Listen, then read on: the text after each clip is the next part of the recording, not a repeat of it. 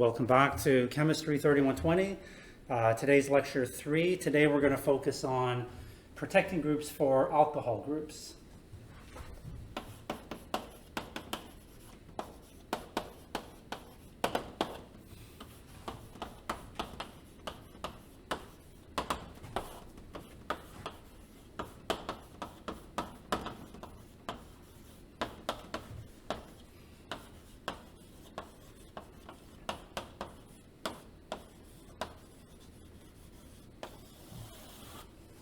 Okay, so as you've learned from the past couple lectures, the alcohol group is a very nucleophilic group, and we need to find different ways and different strategies to protect it.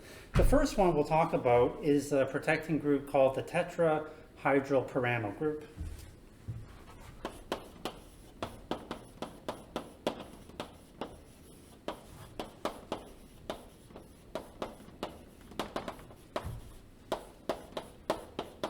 The tetrahydropyranosyl group is often abbreviated as THP, and what we're going to do is we're going to take an alcohol, plus we're going to react this with this functional group here, which is the tetrahydropyranosyl group, and this is going to be activated with catalytic acid. And we're going to use the same acid that we used last time, which was para-toluene sulfonic acid.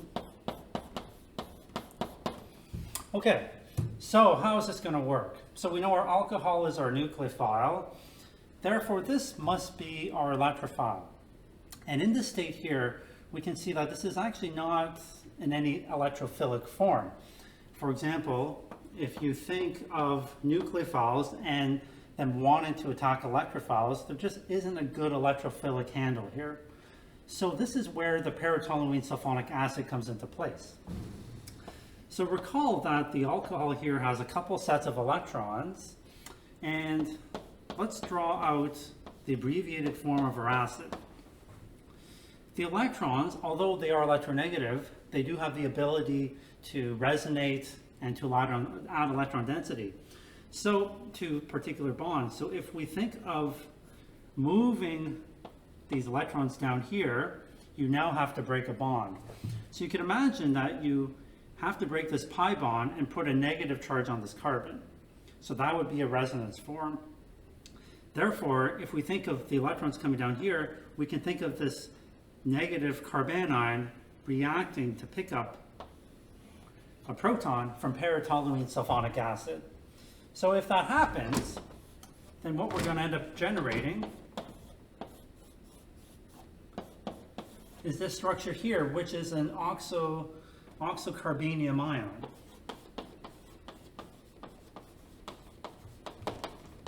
And just to recall from last lecture, remember that this has resonance form at this carbon here. So if I draw a resonance structure and we put the electrons back to the oxygen, this carbon will be positive. Therefore, this is very electrophilic, and we can now imagine the reaction occurring between the alcohol and reacting at this carbon here and then breaking that pi bond. So if that happens, then we're going to get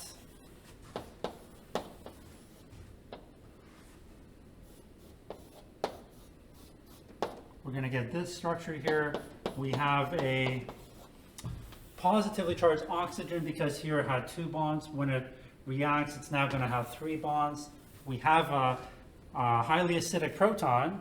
So what is going to remove that proton? What's going to be the base?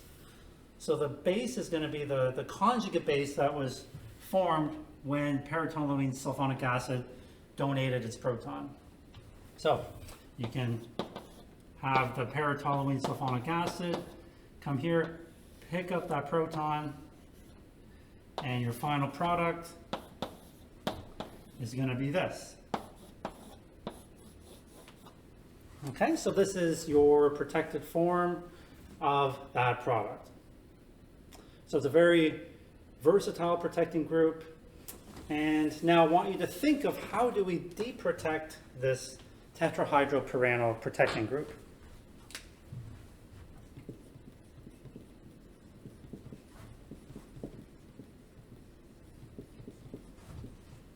realized I didn't actually write down tetrahydral pyranyl group, so why don't we do that?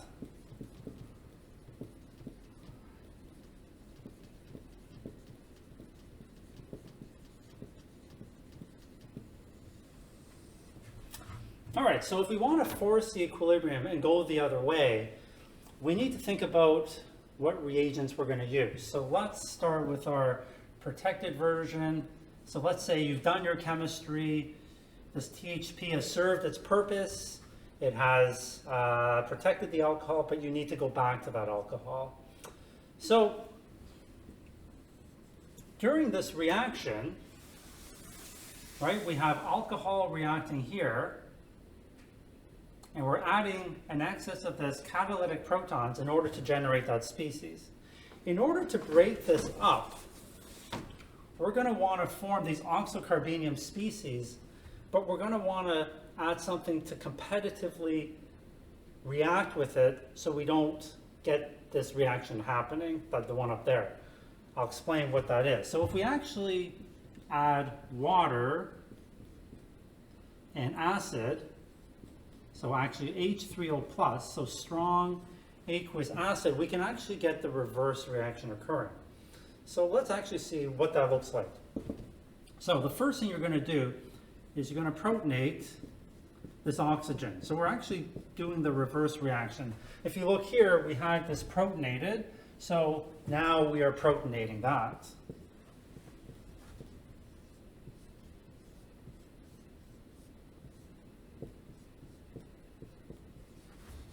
Okay, so once we protonate that with not catalytic acid but strong aqueous acid, now we can continue doing the reverse reaction. So this will come down and then we'll release off our alcohol. Looks pretty straightforward.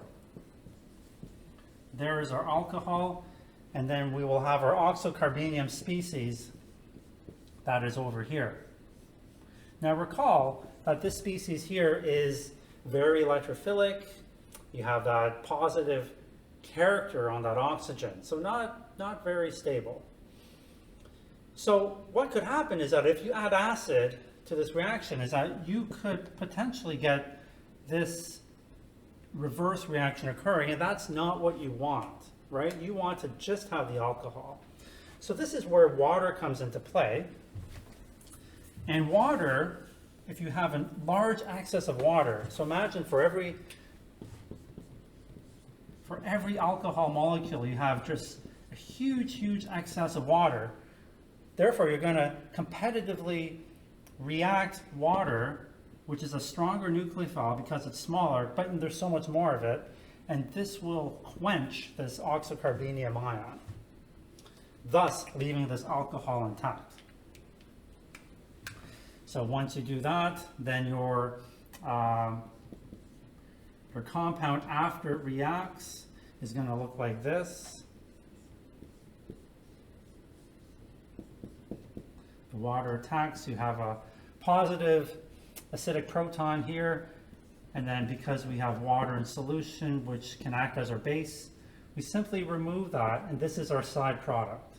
Okay, we're not interested in this product, okay, but it's important to understand that by forcing a huge excess of water, we form this byproduct which prevents this reverse reaction from occurring. Okay, so this is the THP protecting group. So it's rather interesting because we install it with catalytic acid, not a particularly strong acid, catalytic paratoluene sulfonic acid, just a little bit of it. And to deprotect it though, you also need acid, but you need not catalytic acid, but you really need strong aqueous acid to really drive and force that reaction in one direction. Okay, excellent. So let's move on to our second protecting group of the day. So this will be number 1. Let's look at number 2. So we're going to look at protection of alcohols as benzyl ethers.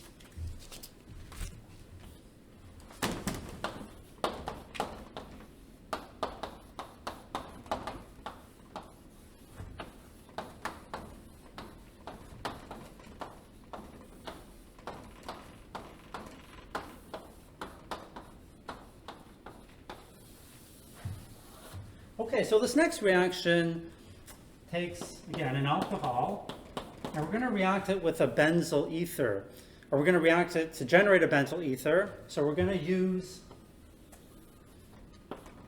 a benzyl halide. A good benzyl halide to use is something like benzyl bromide. Benzyl bromide is it's widely available, it's very electrophilic, and then we typically use a strong base to help this reaction.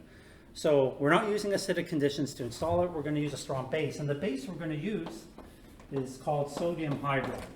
So sodium hydride has an H in its negative anionic form, and if you think of H minus, this can act as a very strong base, and it can deprotect the alcohol to give the alkoxide.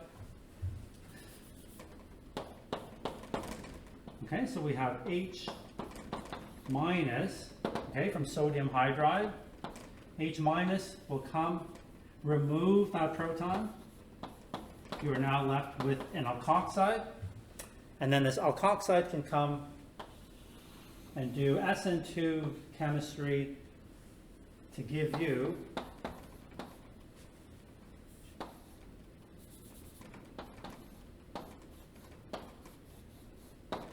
your benzyl ether. So I have a little question for you. Why did we deprotect this alcohol first with this hydride anion? Why didn't we just take the alcohol, have that react, and then do that deprotection? Because after all, that's what we did here. We took the alcohol, had it react, and then removed the proton later. So sodium hydride is a very strong base. The H minus anion has a conjugate acid, which is H2. So when you do this reaction, you release off H2.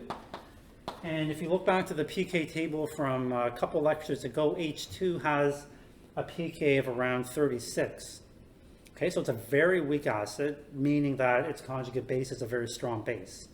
So H minus, you can think of this as being as an irreversible base. And then this has a pK of around, alcohols have a pK of around 15 to 16. Okay, H2 has a pK of around 36.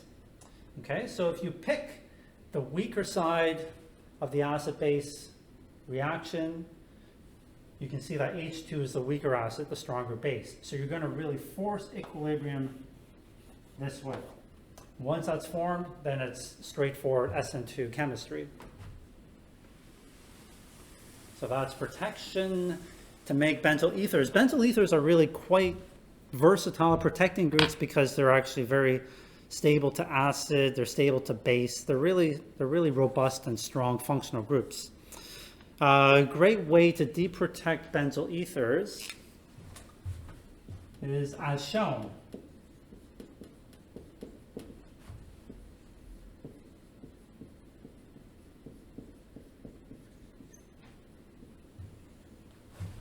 Okay, so here's our benzyl ether. You do your chemistry, and then you want to remove it.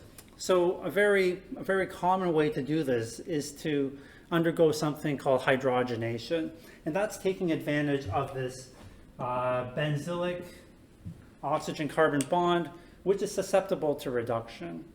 So if we treat this with H2 over some type of catalyst, so something like a palladium carbon catalyst, do this under high pressure, then you'll generate your deprotected group, which is the alcohol, plus your byproduct here will be this methyl phenyl group, which is toluene.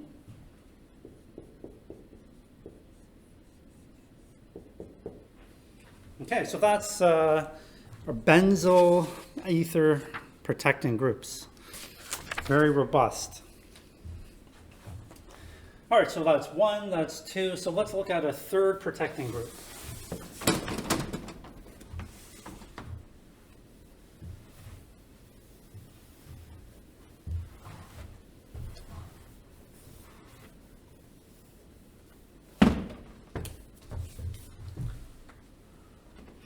Okay, so third protecting group is to use something called silyl ether formation. So over there's benzyl ether, here we're going to use silyl ether.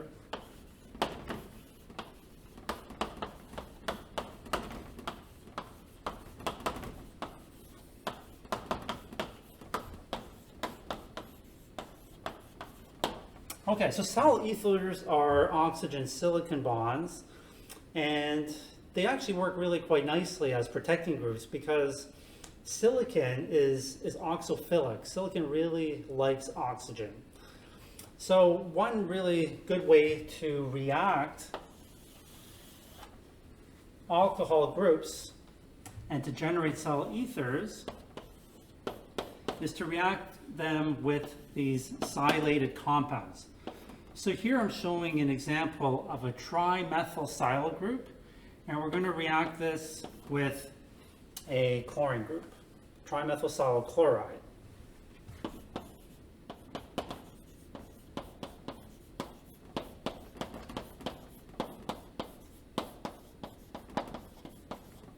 Often abbreviated as TMSCl. And if you do this reaction with some type of tri-substituted base, typically you can use something like imidazole or triethylamine. What you're going to do is you're going to get substitution, reaction, and displacement of the Cl minus. Okay? How that actually happens, there's a couple different ways that this could happen. One is you would get the reaction occurring here. And silicon, although it is under carbon, is a much larger atom. So you can actually do SN2 on a tertiary silicon atom like that. Ross, if you had something like a tert-butyl chloride, you cannot do that. So if this reaction happens, then you're going to generate this compound here plus Cl minus. What's going to be the base that removes this proton? It's going to be triethylamine. So triethylamine is your base, not Cl minus. If you do that, the pKa of HCl is too low. It's too strong, right? Think back to that vinegar salt experiment we did in lecture 1. So triethylamine is a much weaker, well, it's a much stronger base compared to Cl minus, but the acid generated is much weaker. So once that forms, you generate your silyl protecting group here. That's a bond, that's silicon. So this is, excuse me, often abbreviated as ROTMS. Right, so that means that we have the trimethylsilyl group. The other thing I just want to point is that when this picks up the proton, you are now going to have, you're going to now have this positively charged base as a conjugate acid. And then because you have Cl minus in solution, you're actually going to form this byproduct salt.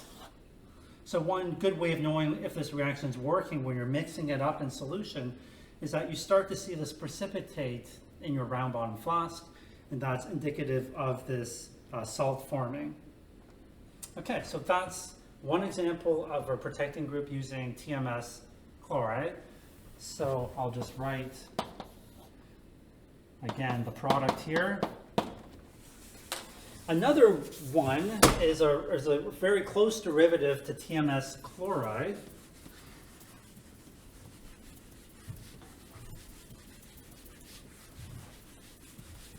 And this one is a little bit more bulky.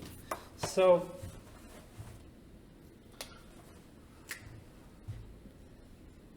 here's silicon.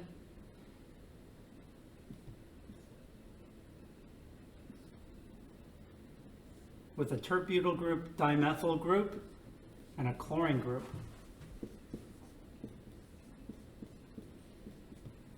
Okay, so we can take our alcohol with this tert-butyl dimethylsilyl chlorine group. That's a big word, right? Tert-butyl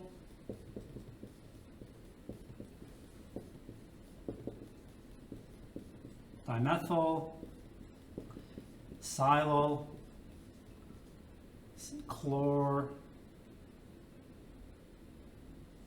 chloride. All right, so no one wants to say that over and over again. So this is often abbreviated as TBDMSCl. So you can react this with TBDMSCl. So that's also known as a TBDMS group. And even some organic chemists said, TBDMS is too many letters in a row. If you try to say TBDMS really fast, it's easy to skip or miss a couple letters. So this is also sometimes abbreviated as TBS group. So they dropped the D and the M. So you might also see TBS chlorine. And it's chloride. It's kind of confusing because you might see TBDMS or TBS, but just so you know, they're actually the exact same functional group. Okay, so here's an example of this group here. You can see here that it's a little bit more bulky. You have this tert-butyl group here as opposed to 3-methyl groups. What this allows you to do is it allows you to add this chemoselectivity, or in a chemoselective fashion, to reagents where you might have a primary hydroxyl group versus a tertiary hydroxyl group. And perhaps you only want to protect primary hydroxyl groups or secondary hydroxyl groups. So if you recall to that example we looked at in the first lecture, we had some molecule that looked something like this. I think the structure was something like that. Then there was some other stuff over here. But the important thing was that this is more nucleophilic, less nucleophilic because it's tertiary. So this would actually react really well with the primary alcohol and not touch so much the tertiary one. Whereas this one here, the TMS chlorine chloride is it's much smaller and it's very reactive. And even though this is a better nucleophile because of steric hindrance, you'll have a hard time controlling the regiospecificity if you actually conduct that reaction. Okay, so this is the reaction with TBDMS chlorine, and let's add a base. In this case, let's add a different base just to mix it up.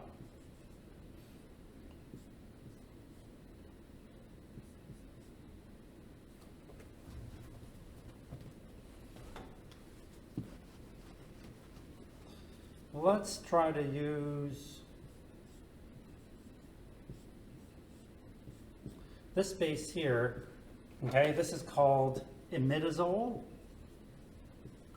It's a tri-substituted base. It's often used as a catalytic base as well. And I'm going to give you a slightly different mechanism because often in these reactions, what the researcher will do is they will add imidazole to the reactive silyl group first, let that pre-mix for a little bit, and then once that's pre-mixed, then they'll add their alcohol later. So it's not all mixed in together. So if we mix these two together first, you're going to have imidazole, which has electron here. These electrons are going to be nucleophilic, whereas these electrons here actually are participating in the aromatic character, and they are not electrophilic. So because this is electrophilic, what you can have happen is you can get reaction first occurring between the base and the TBS chloride. And what that will look like is this.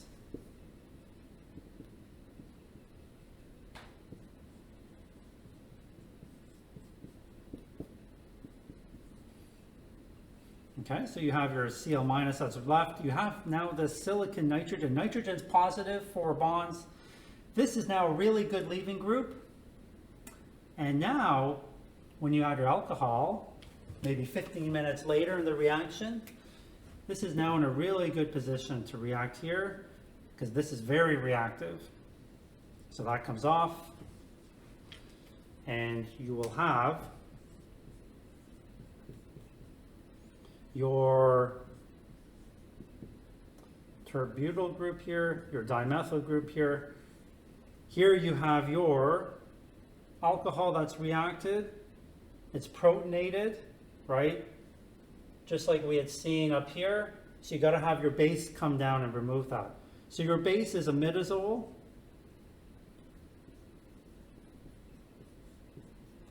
Imidazole will remove that proton. So I'm going to draw a big arrow over here. And what that will look like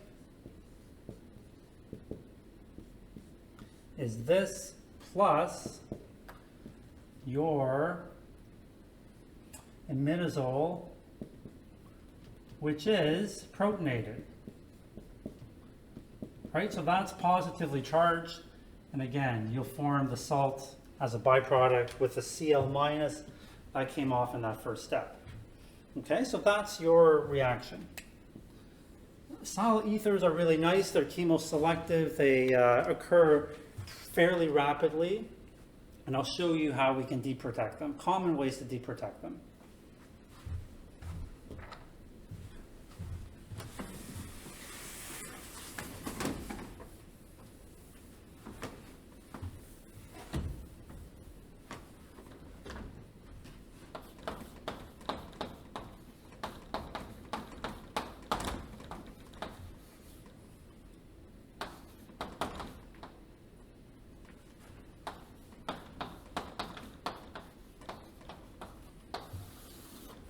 Okay, so I told you earlier that silicon is oxophilic. It loves oxygen.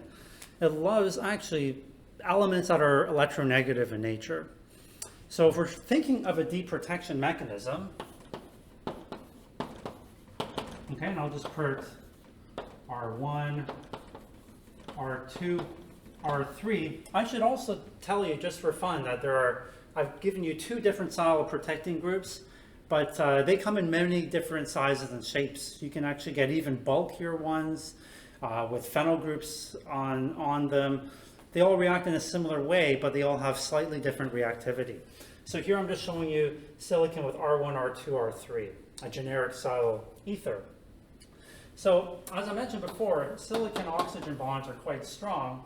This one has, in terms of bond energy, it's around 103 kilocalories per mole.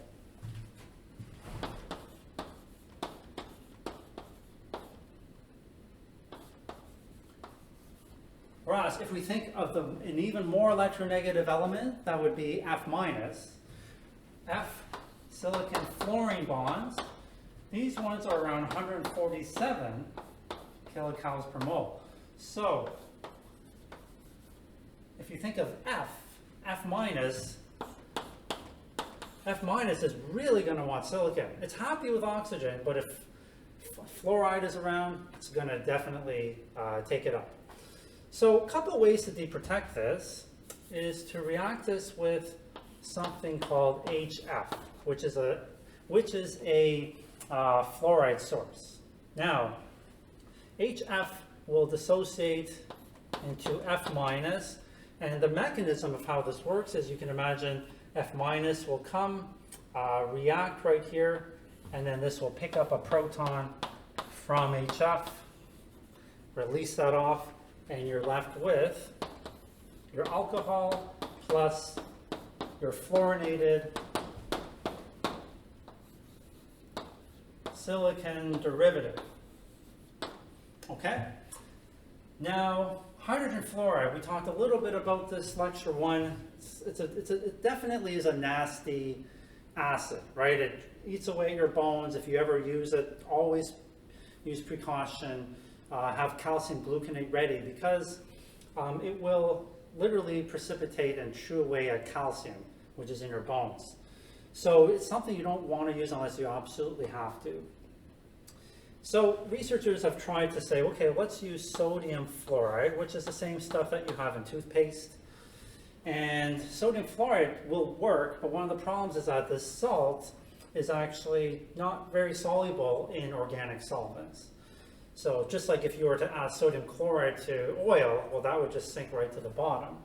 So sodium fluoride would work with aqueous, with molecules that would dissolve in aqueous solution, but most of the organic molecules we use dissolve only in organic compounds typically. So sodium fluoride, in theory, will work, but in practice doesn't work as well. So often what researchers will use is something called tetrabutyl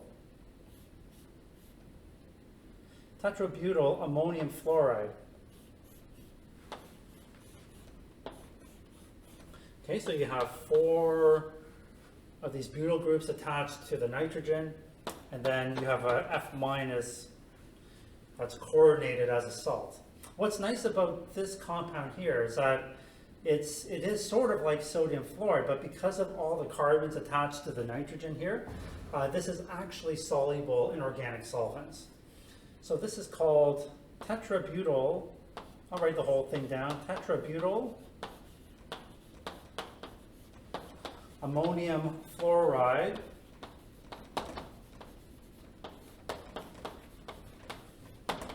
which is often abbreviated as TBAF. So we call this TBAF in organic synthesis. So the mechanism of how this deprotects is also going to be the same. So F minus will come, react right here, and then typically in solution you can form the O minus, but typically a TBAF solution is in THF, which is an organic solvent, and usually there is something like 5% water in there. So there's some aqueous elements in there, and that's going to act as a proton source to pick up a proton, so that your end product is your desired deprotected alcohol. Okay, so that's sal ether formation. Let's see. We looked at acetate protection a little bit during lecture 1. Okay, so I'm not going to go again through that mechanism.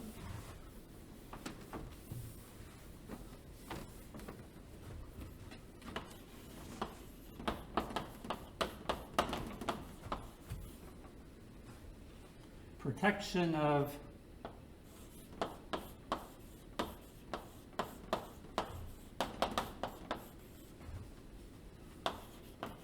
with anhydrides. Okay, so let's call this number 4. So we would have an alcohol. As you learned, if you take something like acetic, anhydride, and some kind of base, then you'll generate an ester. And how do we deprotect this? So let's look at how we can deprotect this. There are actually several different ways to do this. You can actually use things like fairly weak base, like potassium carbonate in methanol. The mechanism I'll show you will actually use something called ammonia in methanol. And the way we deprotect this is as follows. So we have our acetate here. We have ammonia in solution, and this is going to come and react at this electrophilic ester.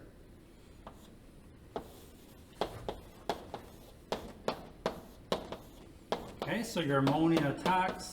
Nitrogen is now positively charged. We're going to do a proton transfer here.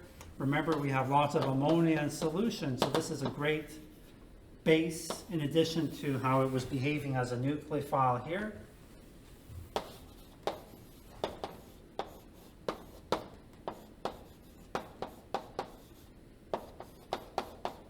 Okay, and then at this stage here, this will come down, reform the pi bond, and then this will leave as RO minus. Your byproduct is acetamide, as you can see here, and then this can easily pick up a proton from, where is it going to pick up a proton from?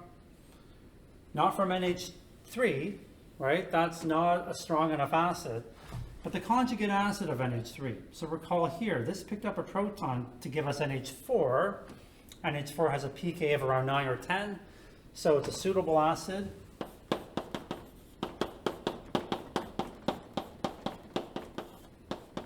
That will pick up the proton and your deprotected alcohol. Okay, so that's just one example of how we can use acetate groups and deprotect them.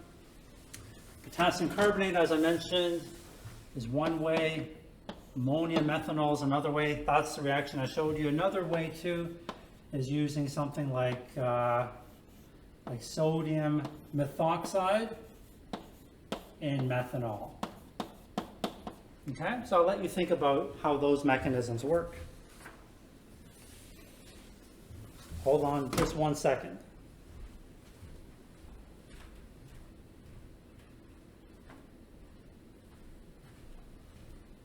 Okay, I'm back. I just wanted to make sure it was still recording because I recorded lecture 2. I had to do it twice, and for some reason my phone just quit video recording partway through. Anyways, it looks like we're in good shape.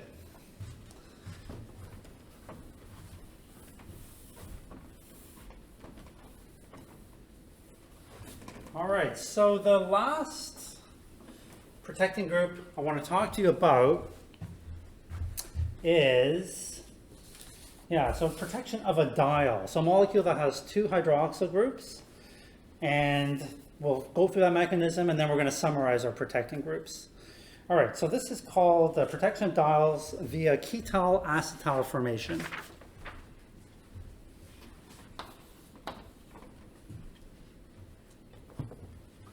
So I think that was, number 4. So this will be number 5. 5 protecting groups.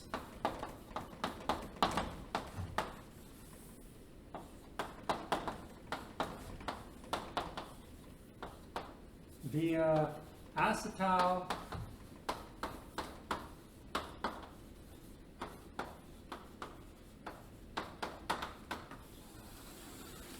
Okay, so let's look at an alcohol that has a diol group. Okay. So there's a molecule as a diol.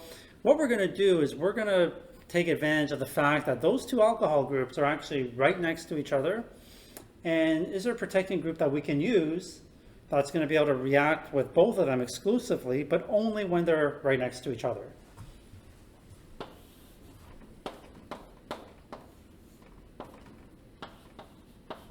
Okay, so we're going to take our good friend acetone, and we're going to treat this with catalytic acid in order to get these 2 diols to react here. And the acid we're going to use is an acid we've seen a lot already, para-toluene sulfonic acid. All right, what does that look like again? Well, I guess since I mentioned it, right, looks like this. Okay, it's a very good acid to use, but we're going to use catalytic amounts. So how is this going to work? Here's your nucleophile, that's your electrophile, all right? Now, you might say, hey, last lecture we did something kind of similar, and you're absolutely right. We took an aldehyde, in fact, activated it with para-toluene sulfonic acid, and then had a generic alcohol reacting there. So in fact, the mechanism is going to be essentially the same. Okay, so we're going to go through this rather quickly because we've seen a very similar type of mechanism before. All right, so this is going to pick up a proton from the para-toluene sulfonyl group to give you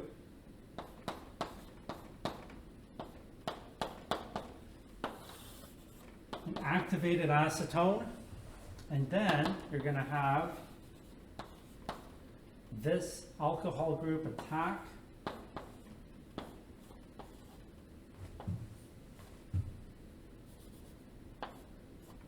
okay, so the electrons will go up like this to give you an OH, 2 methyl groups. Oops. OH, R prime, okay. Positively charged. Okay, so we got this reacting here. This is our intermediate. Now, just like we've done before, first donated a proton, the para-toluene sulfonic acid. Now the conjugate base will come, remove that proton.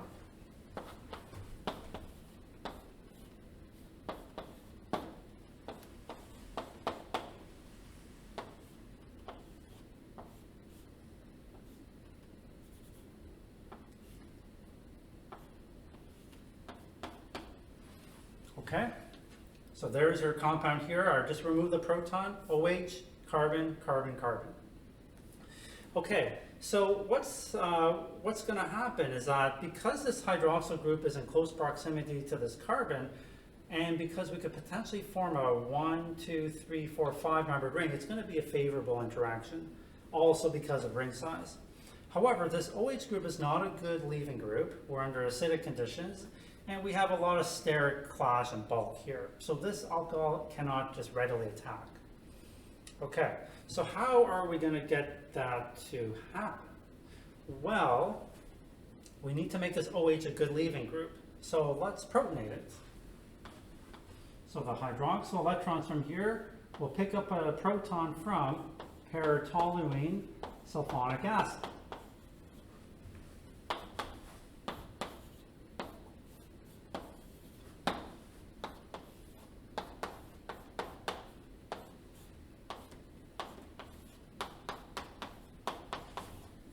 Okay, now this is a good leaving group. Can we simply take this hydroxyl group and have it attack here? I've kind of really gently written that out, and the answer is no, you can't do that because this is a fully substituted carbon. So you can't do SN2 on this, you have to do SN1. So you're going to form a carbocation. And the way I like to denote this is that you have this oxygen here that's willing to donate electrons, so you can actually form a resonance stabilized oxocarbenium ion.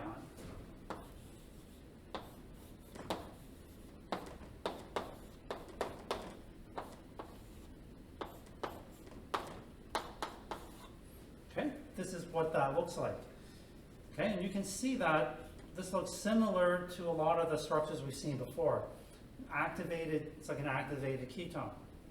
Now, this alcohol group can react in an intramolecular fashion.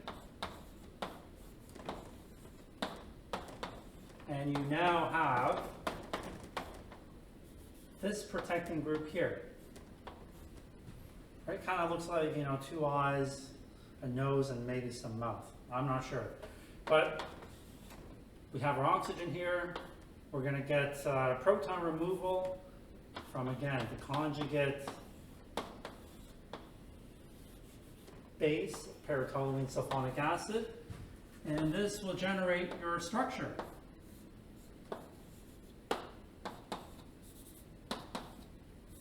Which looks like this. Okay, this group here is called the isopropylidine group, isopropylidine protecting group.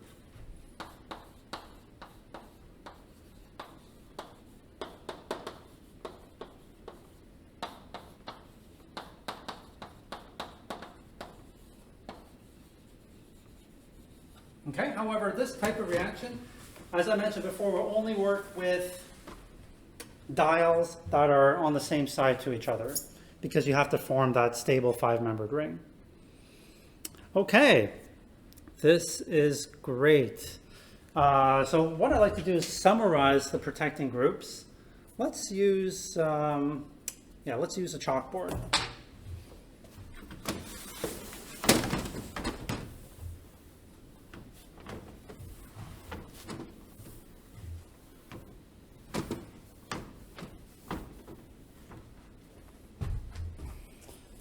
Okay, summary of protecting groups. It's actually a summary of, well, let's go back also to the aldehyde that we looked at last lecture. So we'll include that one as well. All right, so let's take a look at how many columns I'll need. So protected, protecting group,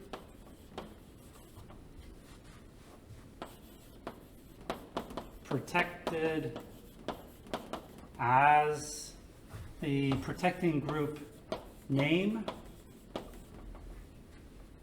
protection conditions,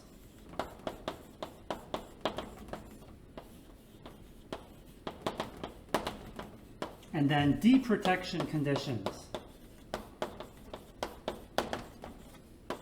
Okay, so this will be a handy chart to to have available as you start looking through mechanisms and synthesis of various compounds.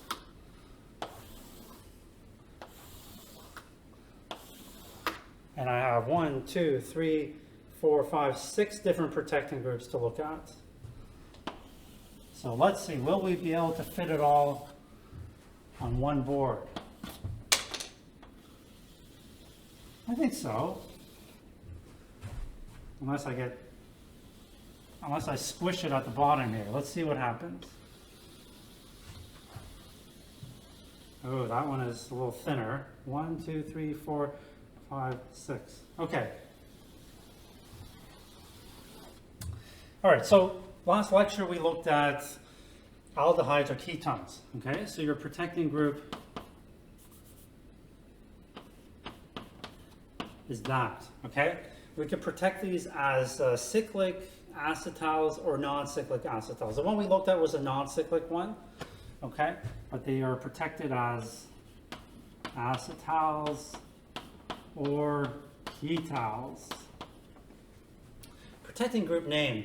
There isn't really an abbreviated or fancy name for that, so we'll kind of just leave that blank. But in order to react this, if you want to protect this here, what you needed to do is you needed to have, well, your alcohol, of course, plus catalytic acid. We looked at para-toluene sulfonic acid as a good example. There are many other acids you could use for that.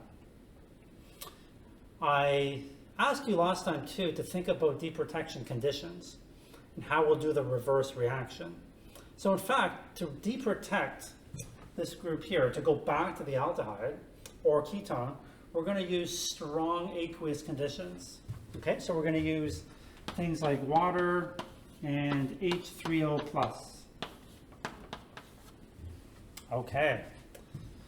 All right, so now moving on to alcohol protecting groups. So the first one that we looked at, so these are alcohol, was the THP, right? So this is protected as this group here,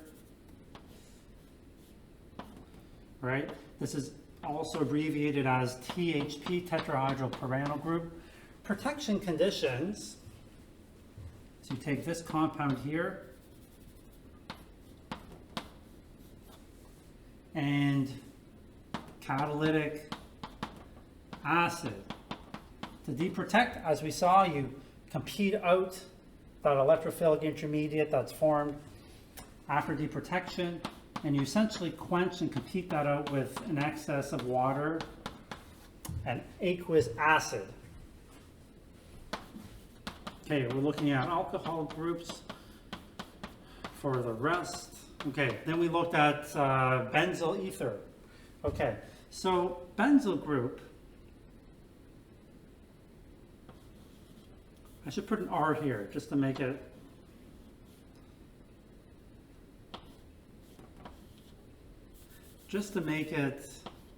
make more sense. It's not a single carbon. Okay, so here's a benzyl group, all right? Benzyl group is often abbreviated as BN, okay? Benzyl group. Protection conditions, usually use something like benzyl bromide and then a base. Deprotection conditions, often we use hydrogenation, H2 over PDC. Okay, the next one we looked at were silyl ethers. This one I made really too thin, but that's okay.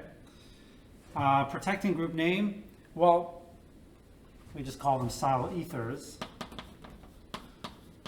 But there's many different classes because you can have like TBS or TMS, TBDMS, well, which is the same as TBS, but there's a whole bunch of different kinds. So let's just call them silyl ethers.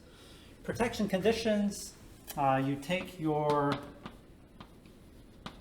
silylated derivative, again, typically as a chlorine salt or as a TBDMS chloride or something like this. But you can have other good leaving groups, like triflate, for example. and then you typically use a tri-substituted base, okay? So something like triethylamine or imidazole. Deprotection conditions, F minus, okay? So you can use HF or TBAL.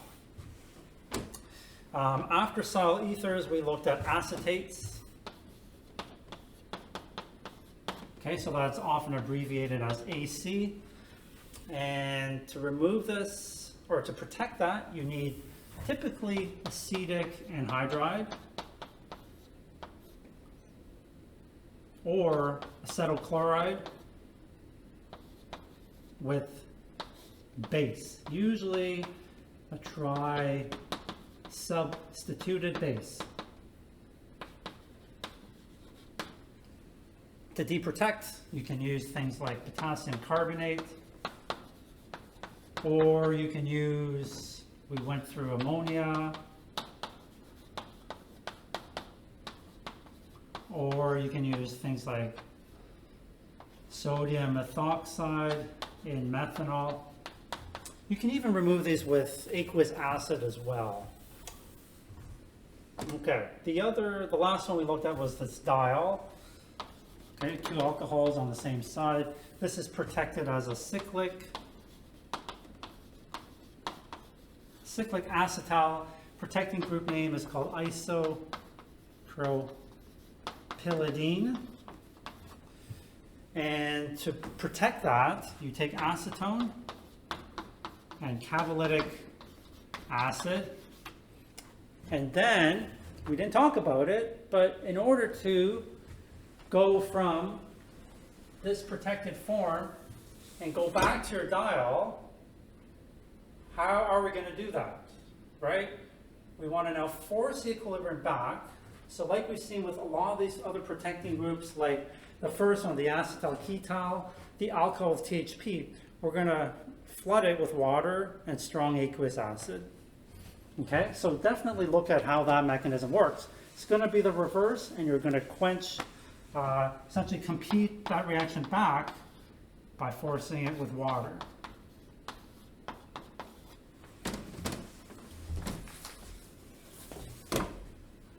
Okay, so that concludes our lecture today on protecting groups. See you next time.